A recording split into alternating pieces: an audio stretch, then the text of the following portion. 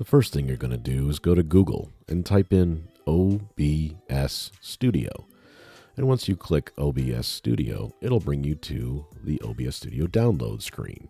And you'll notice there's plenty of software, but all you need is the download. You'll click that. And that'll bring you to the Download OBS Studio and select your operating system. It comes in Microsoft, Apple, or Linux.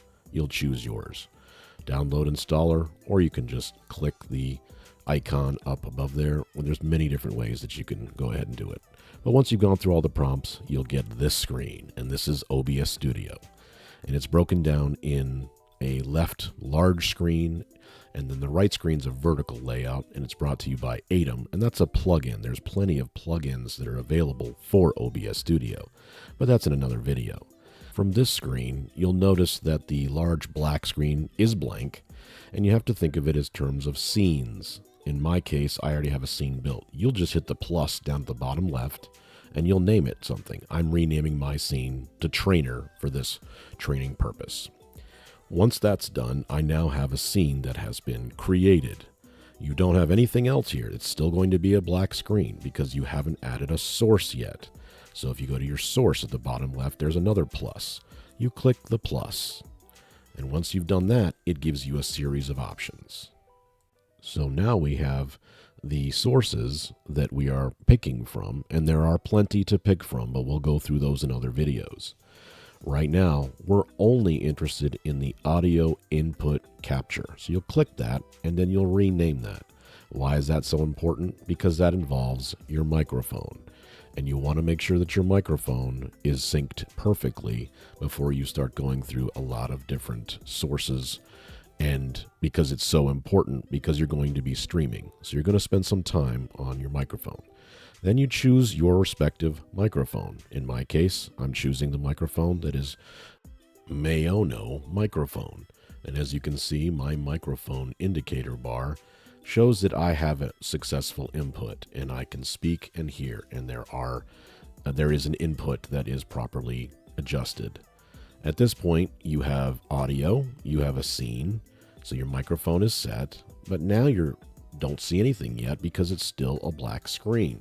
So what do we put here for a source? You'll go back to your sources and press the plus sign one more time. So once you press that plus sign, you'll notice that there is a lot more indicators that you can choose from. At this particular point, you're going to choose video capture device.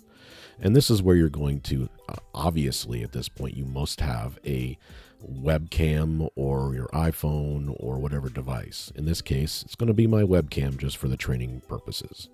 So you can choose from a webcam, you can choose from Prism, you can choose from a host of different things. OBS allows a lot of cross-platform, and they all work delightfully well.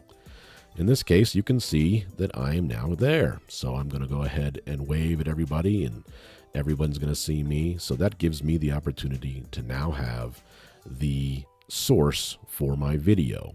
So notice that I'm pointing down. There's plenty more sources that you can add, and you can play around with it. Now you have the ability to add additional sources. As I've shown you here, there is plenty, from game captures to color sourcing to all different kinds of window captures and additional video capture devices. There's so many that you can play around with that it becomes almost overwhelming. But don't let that get to you, because you are just trying to do what you need for your streaming or recording.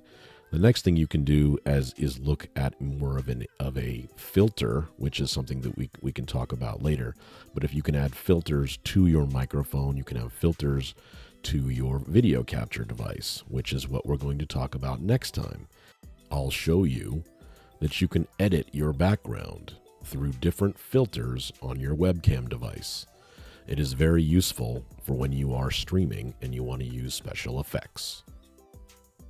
If you enjoyed that video, leave a like and subscribe. Please, it'll help the channel, it'll help me, and it'll also, allow me to make you more content with more basic tutorials on OBS, because it can be overwhelming. I'm enjoying myself, and I certainly hope you enjoy the rest of your day.